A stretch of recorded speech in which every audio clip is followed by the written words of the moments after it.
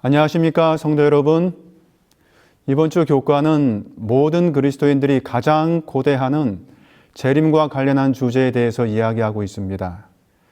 예수 그리스도께서 다시 오신다는 소식이 수세기 동안 그리스도인들의 마음을 기쁨으로 가득 채운 이유를 살펴보고, 그러면 우리들은 그 위대한 사건을 어떻게 준비해야 하는지 알아보겠습니다. 먼저 기억절입니다. 이사야 25장 9절입니다. 그날에 말하기를 이는 우리의 하나님이시라. 우리가 그를 기다렸으니 그가 우리를 구원하시리로다. 이는 여호와시라. 우리가 그를 기다렸으니 우리는 그의 구원을 기뻐하며 즐거워하리라 할 것이며. 예수께서 다시 오신다는 약속은 성경 곳곳에서 발견됩니다. 한 학자는 구약 성경에 그리스도의 재림에 대한 언급이 무려 1845번이 기록되어 있다고 추산했습니다. 260장으로 구성된 신약 성경은 300번 이상 그리스도의 재림에 대해서 언급한다고 말합니다. 이것은 매 25절마다 한 번은 재림을 말하고 있는 것입니다. 그렇다면 성경은 무엇을 말하든지 항상 재림을 염두에 두었다고 말해도 과언이 아닙니다. 다시 말하면 성경을 메가폰이라고 생각하고 우리가 성경에게 한 문장으로 성경을 요약해서 외쳐보라고 한다면 성경은 이렇게 말할 것입니다. 우리를 구속하신 예수 그리스도께서 다시 오실 것이다 라고 말이죠. 이 외침은 초기 교회를 그렇게 핍박했던 로마 시대에도 그리스도인들이 외쳤던 기별이고 중세의 암흑기에도 종교개혁자들이 외쳤던 약속입니다. 그 이후 수많은 사람들이 이 재림을 고대하며 기다렸고 이 약속을 외쳐왔습니다. 월요일 교과는 재림이 어떤 측면에서 그리스도인들에게 소망을 주었는지에 대해서 말합니다. 교회 안에서 가톨릭적 요소를 제거하려던 수많은 개신교 종교개혁자들과 순례자들은 예수 그리스도의 재림을 간절히 소망하며 영국에서 네덜란드를 거쳐 신대륙으로 떠났습니다. 이전의 종교개혁자들 가운데 존 위클리프는 그리스도의 재림이 교회의 소망이라고 고대하며 기다렸습니다.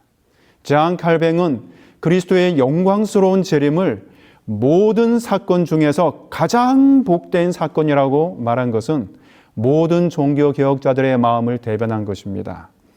사실 칼뱅이 한 이 말은 칼뱅 시대로부터 약 1500년 전에 바울이 디도에게 한 말을 반복한 것에 불과합니다. 바울은 디도서 2장 13절에서 디도에게 우리의 복된 소망은 우리의 크신 하나님, 구주 예수 그리스도의 영광이 나타나는 것을 기다리는 것이라고 말합니다. 그렇다면 그리스도의 재림을 믿는 그리스도인들에게 소망과 기쁨을 가져다 주는 이유를 성경은 무엇이라고 말하고 있는가를 살펴보겠습니다. 요한복음 14장 3절은 예수께서 그분의 다시 오심이 너희를 내게로 영접하여 나 있는 곳에 너희도 있게 하는 것이라고 말씀하십니다. 이 약속은 아담과 하와가 죄를 짓고 에덴 동산을 떠났을 때 그들이 다시 돌아가기를 간절히 원했던 마음을 이루어 주시는 말씀입니다. 다시 말하면 자신들에게 가죽옷을 지어 입혀 주셨던 그 하나님이 계시는 곳으로 돌아가기를 원하는 소망을 이루어 주시겠다는 약속입니다. 그러니 기쁜 소식이 아닐 수 없죠. 재림은 우리를 구속하여 주신 예수 그리스도와 우리가 함께 있도록 그분께서 오신다는 영광스러운 사건입니다. 이 사건을 바울은 데살로니가 전서 4장 16절과 17절에서 더 생생하게 우리에게 전달합니다. 주께서 호령과 천사장의 소리와 하나님의 나팔 소리로 친히 하늘로부터 강림하시리니 그리스도 안에서 죽은 자들이 먼저 일어나고 그 후에 우리 살아남은 자들도 그들과 함께 구름 속으로 끌어올려 공중에서 주를 영접하게 하시리니 그리하여 우리가 항상 주와 함께 있으리라. 바울은 예수 그리스도의 재림을 우리가 항상 주와 함께 있을 사건이라고 한 문장으로 요약합니다. 이 구절은 예수께서 제자들에게 나 있는 곳에 너희도 있게 할 것이라는 말과 동일한 약속입니다. 하지만 사단은 역사를 통하여 끊임없이 메시아를 우리와 떨어뜨리려고 했습니다.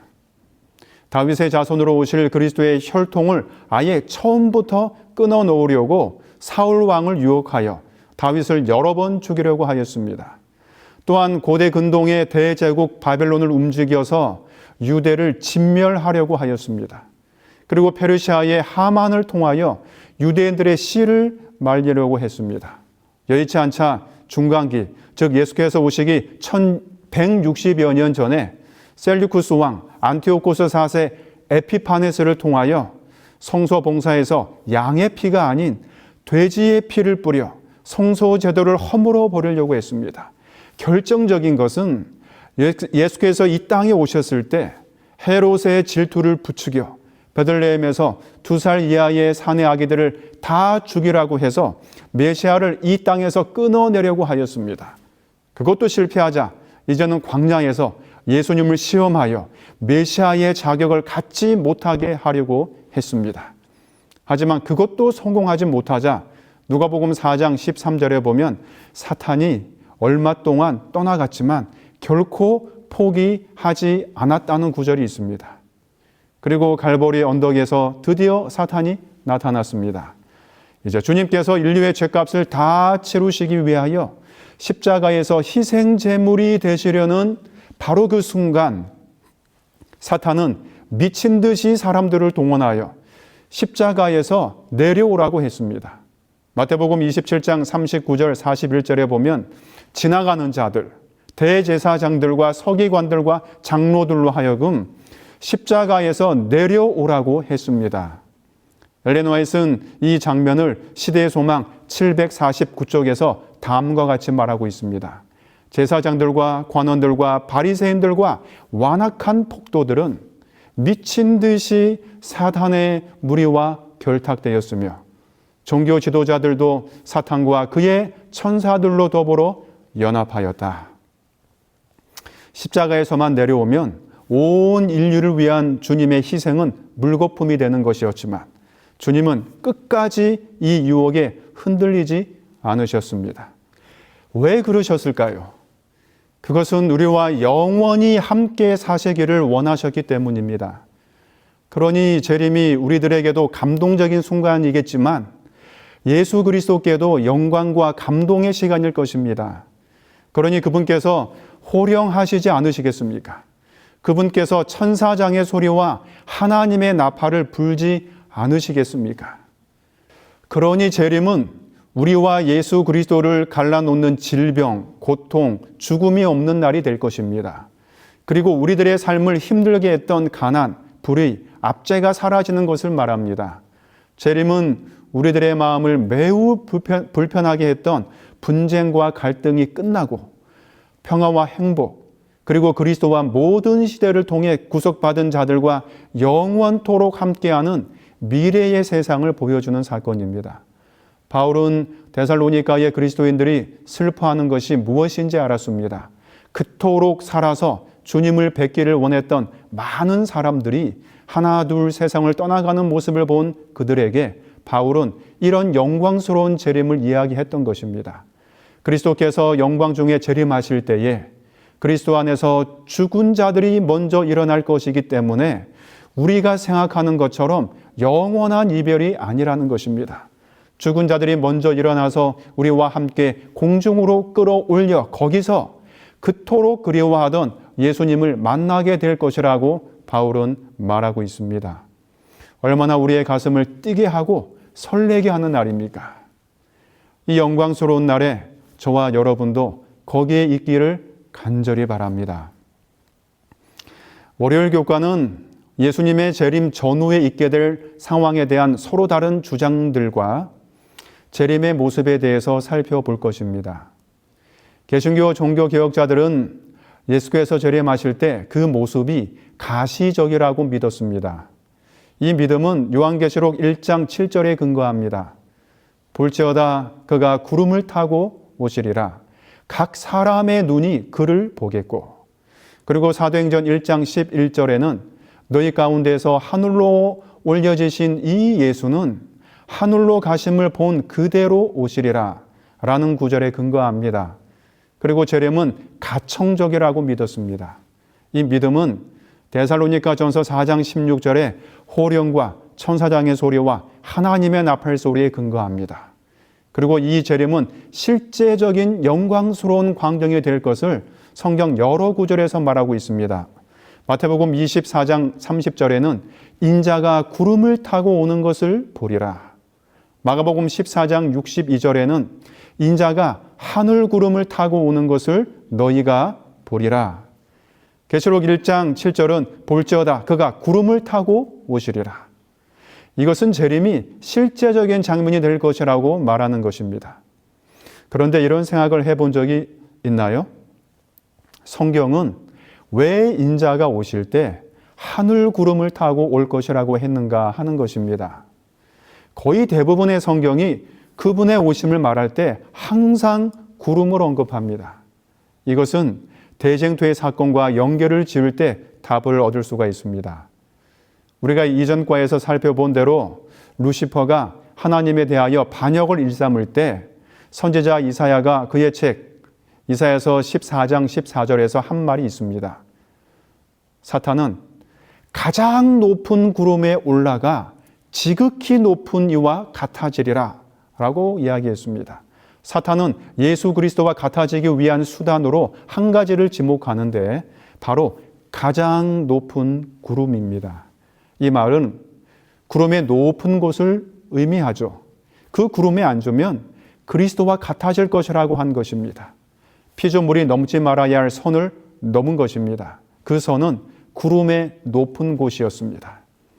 하지만 사단은 그 선을 넘어 구름의 높은 곳에 앉고 싶어 했습니다.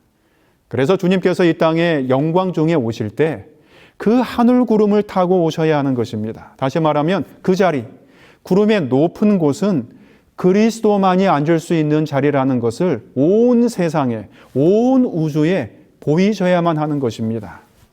우리의 주님은 그분만이 앉으실 수 있는 구름을 타고 오실 것이며 그때의 온 우주가 다 들을 만큼 호령과 천사장의 소리와 하나님의 나팔 소리를 내실 것입니다.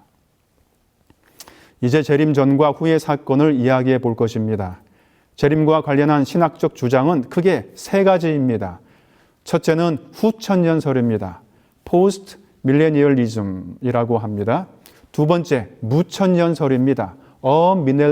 밀레니얼리즘이라고 합니다. 그리고 세 번째, 전천년설입니다. 프리밀레니얼리즘입니다. 첫 번째, 후천년설입니다. 개신교 종교개혁자들은 예수께서 가시적이고 가청적이며 실제적인 영광스러운 모습으로 오실 것이라고 믿었습니다. 하지만 이러한 믿음은 19세기에 이르러 조금씩 바뀌기 시작했습니다. 19세기 미 대륙에서 독립혁명으로 새로운 국가가 탄생하였는데 바로 미국입니다. 미국을 중심으로 19세기의 분위기는 희망과 낙관주의로 가득 찼습니다.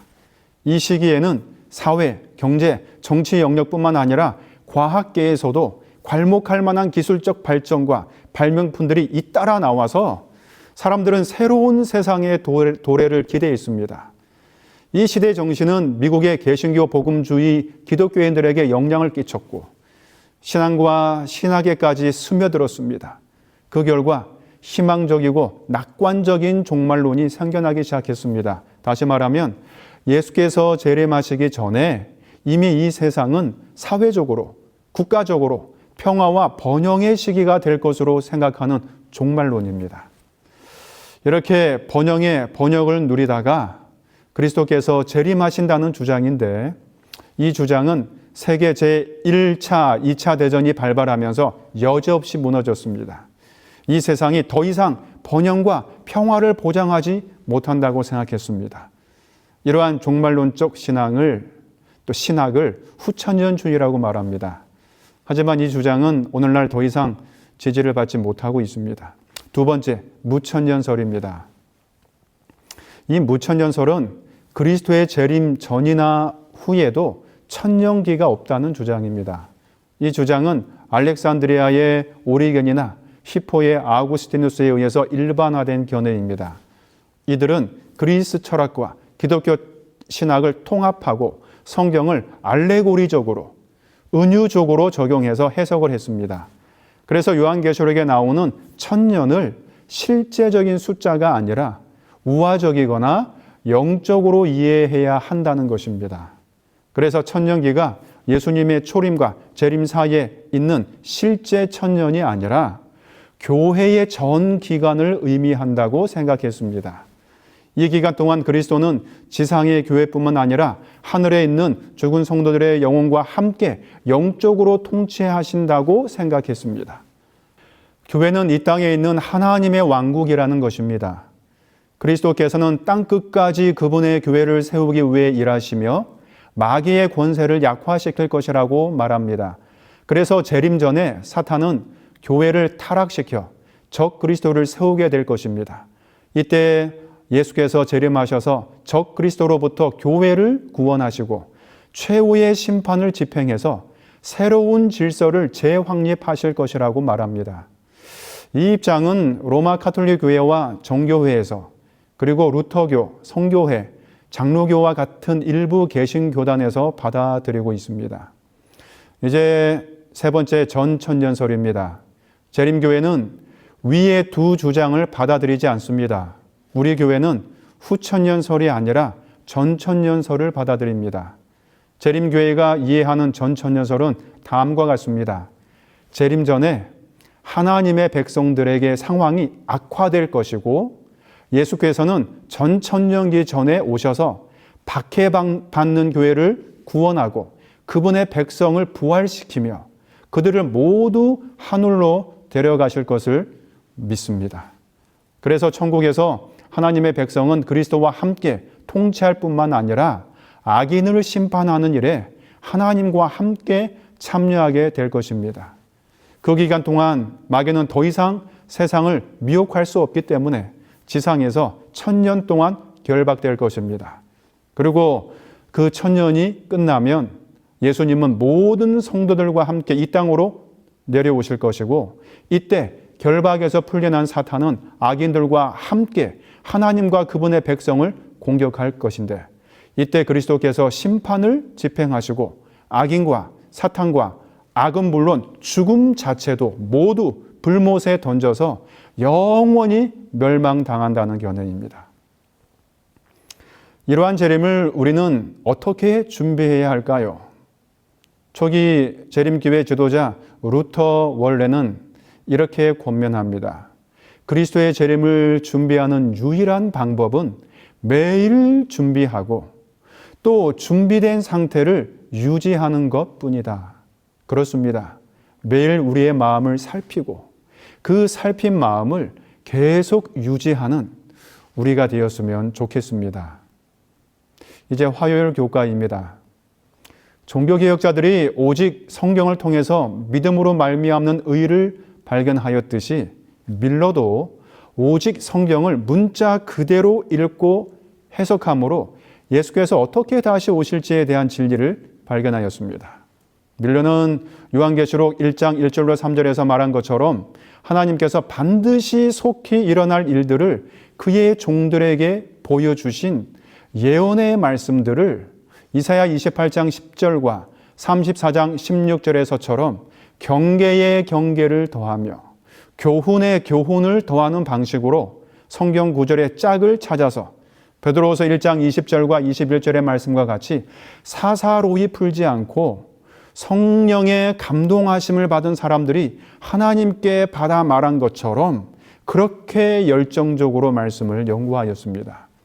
밀러는 특히 예언을 연구할 때 이해하기 어려운 구절을 만나면 반드시 성경으로 그것을 풀어내는 방식을 취했습니다. 그래서 예언의 상징적인 언어들은 그 상징을 풀어주는 성경 구절을 찾아내어 대입하였습니다.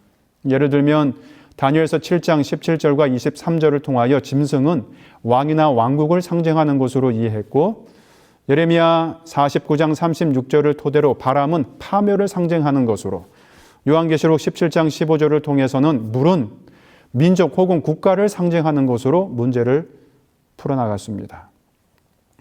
성경 구절의 이해뿐만 아니라 인생의 문제도 성경의 그 답을 알고 있습니다. 그러니 밀러의 본을 따라서 우리들도 성경에서 해답을 얻는 삶을 살아가면 좋겠습니다. 이제 수요일 교과입니다. 수요일 교과에서는 2300주야에 대한 밀러의 생각을 살펴보고자 합니다. 밀러는 성경을 연구할 때, 특히 예언을 연구할 때 선지자들이 예언한 사건들, 즉 아브라함의 후손의 400년간 체류, 이스라엘이 광야에서 방황한 40년, 이스라엘의 포로 생활 70년, 그리고 이스라엘에 할당한 70일회가 정확하게 성취되는 것을 살펴보았습니다. 특히 예수님의 초림과 관련되어 표현한 성경의 구절들을 살펴보는 것에 굉장한 흥미를 가졌습니다. 마가복음 1장 15절과 갈라디아서 4장 4절에는 때가 찼을 때, 다시 말하면 시간이 되었을 때 하나님께서 예수 그리스도를 보내셨다는 표현이 있고, 로마서 5장 6절에는 그리스도께서 죄인들을 위하여 죽으셨을 때에도 제때에 혹은 기약대로라는 표현을 사용합니다. 밀러는 이러한 사건들을 성경 구절과 비교해 가면서 연구하면서 성경 전반에 걸친 하나님의 시간표가 있다면 그분의 재림에 관해서도 하나님께서 계획하신 시간이 있을 것이라고 생각했습니다. 이런 생각을 했을 때 그의 시선이 머문 곳이 바로 다니엘서 8장 14절의 2300주야였습니다. 그가 내게 이르되 2300주야까지니 그때의 성소가 정결하게 되리라 하였느니라. 윌리엄 밀러가 살아있을 당시의 사람들은 성소의 정결은 불로 땅을 정결케 한다는 것을 뜻한다고 생각했고, 밀러도 그 견해를 받아들였습니다. 그는 이 엄청난 사건을 이해하기 위해 부지런히 성경을 연구했습니다. 그렇게 연구하던 중 그는 다니엘서 8장과 9장이 서로 관련이 있다고 생각했습니다.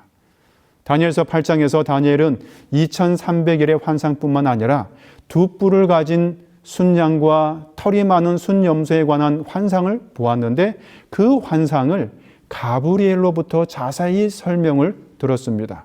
곧 다니엘서 8장 20절, 21절에서 두 뿔을 가진 순양은 메대와 바사 왕들이고 순염소는 헬라 왕이라는 설명을 들었습니다. 그런데 다니엘서 8장의 전체 환상 가운데 유일하게 설명이 되지 않은 부분이 있었는데 8장 27절에 나와 있는 대로 2300주야에 대한 예언이었습니다.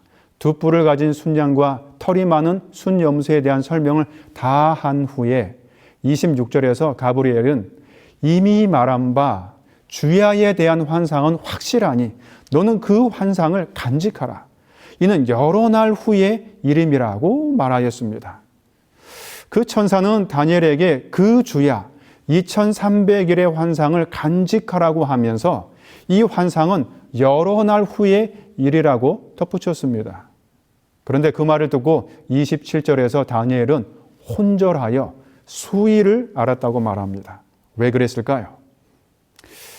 그것은 아마도 다니엘은 이 성소 정결의 사건도 이스라엘의 포로 생활이 70년이 다하여 마치는 그 기간에 포함될 줄 알았는데 그렇지 않다는 것을 알았기 때문이었을 것입니다.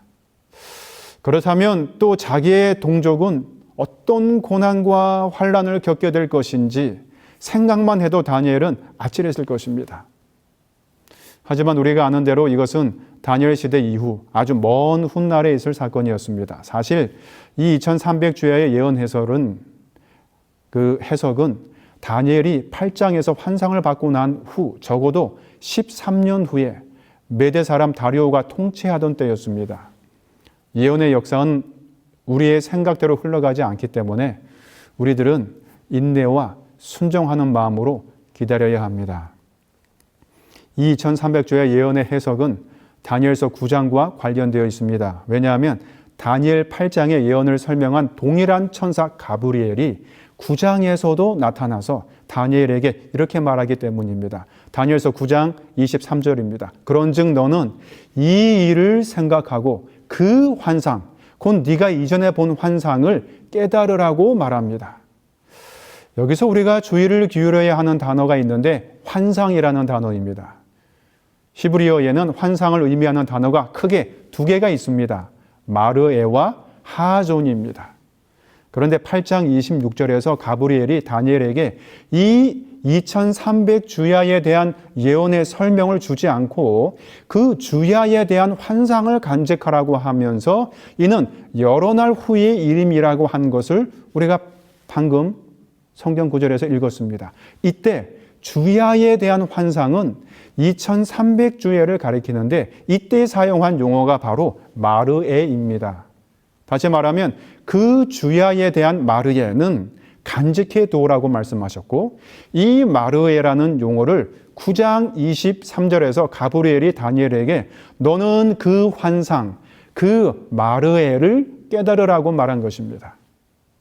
그러므로 가브리엘이 9장에서 말하는 환상, 마르에는 2300주야에 대한 환상을 말하고 있다는 것을 알 수 있습니다. 이것을 이해하는 것이 매우 중요합니다. 왜냐하면 이 이해를 바탕으로 9장 24절에 내 백성과 내 거룩한 성을 위하여 이른 이래를 기한으로 정하였나니 라는 구절의 의미를 알 수 있기 때문입니다. 여기서 정하다라는 용어는 히브리어로 하타크인데 문자적인 의미는 잘라내다라는 뜻입니다. 이것은 70일에 즉 490년을 잘라낼 것이라는 의미입니다. 그러면 70일에는 시간 단위이기 때문에 또 하나의 시간 단위에서 잘라내야 하는데 이때에는 70일의 시간보다 좀 더 긴 기간에서 잘라내야 한다는 것이 문맥의 논리에서 합당합니다.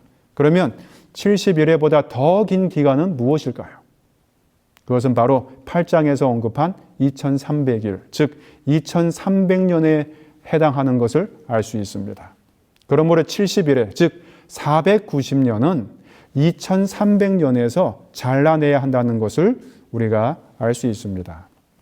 따라서 밀러는 70일의 시작점이 다니엘서 9장 25절에 나와 있는 것처럼 예루살렘을 중건하라는 영이 날 때부터이기 때문에 그 중건령의 날짜만 알면 70일에와 2300일 예언의 시작점을 알 수 있다는 것을 깨달았습니다. 이제 목요일 교과에서는 70일의 시작과 끝에 어떤 일이 일어났고 그 기간 사이에 어떤 사건이 발생했고 더 나아가 70일을 포함하고 있는 2300주야의 끝을 밀러는 어떻게 해석했는지를 살펴보겠습니다. 2300주야의 도표는 금요일 교과에 나와 있는 표를 참고하면 이해에 훨씬 도움이 될 것입니다. 페르시아는 바벨론보다 정복한 나라들에 대해서 훨씬 유화 정책을 폈습니다. 다리우스 왕의 경우 예를 들면 봉급을 일한 시간과 경력에 따라 지급을 했습니다. 신분이 높다고 많이 주지도 않았고 신분이 낮다고 적게 주지도 않았습니다. 여성들에게도 동일한 임금을 지급했습니다. 더 훌륭한 정책은 아이를 낳으면 양육할 수 있도록 출산, 육아 개념을 도입해서 일을 시키지 않고 일에서 제외시켰습니다. 무려 2500년 전인데도 말입니다. 이러한 정책의 일환으로 포로들을 본국으로 돌려보내는 유화 정책을 폈습니다.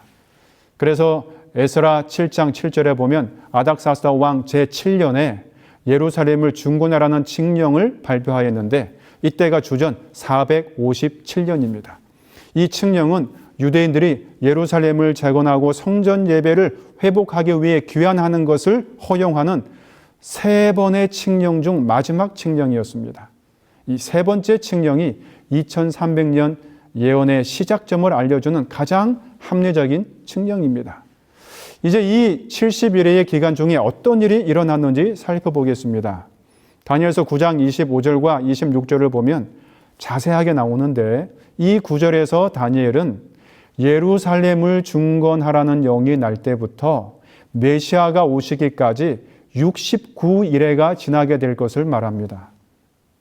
즉 69주는 483일이기 때문에 여기에 연일 원칙을 적용하면 430년이 지날 것입니다. 그러면 이 칙령이 주전 457년 가을에 공포되었기 때문에 483년을 계산하면 주후 27년 가을이 됩니다. 따라서 주후 27년 가을에 기름 부음을 받은 자라는 의미를 지닌 메시아, 즉 그리스도께서 침례를 받으시고 성령의 기름 부음을 받으셨습니다. 침례를 받으시고 난 후 그리스도께서는 갈릴리로 가셔서 하나님의 나라를 전파하는 공생애를 사셨습니다. 그리고 예수께서는 70일의 중에 마지막으로 남은 한 일회의 절반인 서기 31년 봄, 즉 침례를 받으신 지 3년 반 후에 십자가에 못 박히셨습니다. 이 십자가의 희생을 통해서 어린 양의 모형은 그리스도의 원형을 만났고 결국 제사 제도의 모든 희생과 제물은 그쳐졌습니다. 그리고 유대인들을 위해 특별히 할당된 71회의 끝, 490년의 끝인 서기 34년에 산헤드린이 복음의 기별을 끝끝내 거부하면서 막을 내렸습니다. 그러면 2300년의 끝은 언제일까요? 2300년의 기간에서 490년을 제하면 1810년이 남는데 그때를 계산하면 서기 1844년에 마친다는 것을 우리는 알 수 있습니다. 그런데 윌리엄 밀러와 초기 재림 교인들은 다니엘서 8장 14절에 성소가 하늘이 아니라 땅이라고 믿었고 2300년의 끝인 1844년에 그리스도께서 불로 이 땅을 정결케 하러 오실 것이라고 믿었던 것입니다. 다니엘서 7장 13절에 보면 인자의 동선이 자세하게 나오는데 인자와 같은 이가 하늘 구름을 타고 와서 땅으로 내려오는 것이 아니라 옛적부터 항상 계신 분에게로 나아간 것으로 묘사하고 있습니다. 따라서 밀러는 예수께서 땅이 아니라 옛적부터 항상 계신 분이 바로 하늘에 계시다는 것을 놓친 것입니다. 이제 금요일 교과입니다. 이러한 사실을 금요일 교과에서 화인 여사는 각 시대의 대쟁투에서 다음과 같이 말하고 있습니다. 이것은 인용문을 그대로 읽지 않고 화인 여사의 말을 정리해서 제가 말씀드리겠습니다. 초대의 제자들처럼 윌리엄 밀러와 그의 동역자들은 그들 자신이 전하는 그 기별의 의미를 충분히 이해하지 못했습니다. 오랜 세월이 지나는 동안 교회 안에 형성된 오류들 때문에 그들은 예언 가운데 있는 중요한 점을 정확하게 해석할 수가 없게 되었습니다. 그러므로 그들은 하나님께서 세상에 전하라고 그들에게 맡기신 기별을 전하기는 했지만 그 의미를 오해함으로 스스로 실망을 당하게 되었습니다.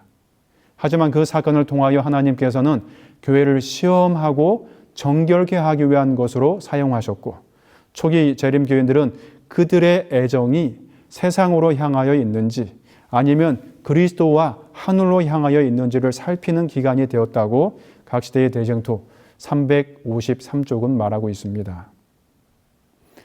밀러는 1844년에 예수께서 이 땅으로 오실 것이라고 생각했지만 사실은 하늘에서 옛적부터 항상 계신 자에게로 간다는 사실을 놓친 것입니다. 하지만 하나님께서는 이 대실망조차도 그분의 백성들이 성경을 더 살피는 시간으로 활용하셨습니다. 이것을 다음 과에서 하늘 성소 봉사를 통하여 더 살펴보겠습니다.